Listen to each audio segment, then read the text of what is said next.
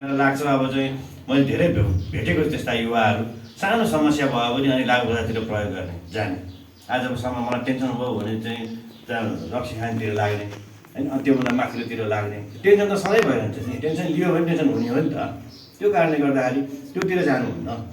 हामीले आफूले स्थापित कसरी गर्ने भन्नेतिर लाग्न सक्नु पऱ्यो। मैले एकचोटि यहाँ चाहिँ रण कपडा उद्योगको चाहिँ स्कुल थियो, हेटेक्स बोर्डिङ स्कुल पहिला, अहिले त्यो चाहिँ जीर्ण अवस्थामा छ।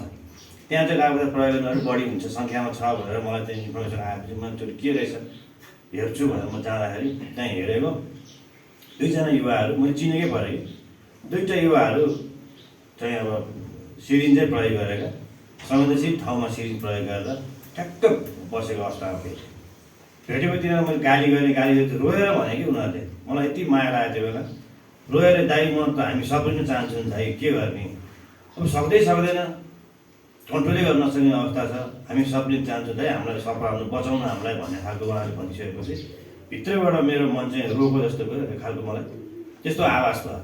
त्यतिसम्म उहाँहरूलाई हुँदो रहेछ क्या।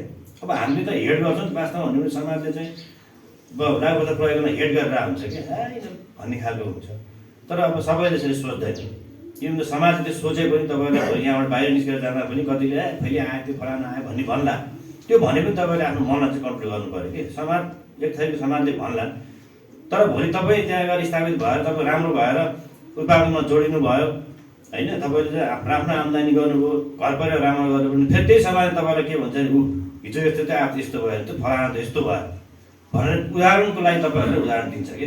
त्यो कारणले गर्दा तपाईँहरू नै भोलि यो समाजको उदाहरण नै हुन सक्नुहुन्छ।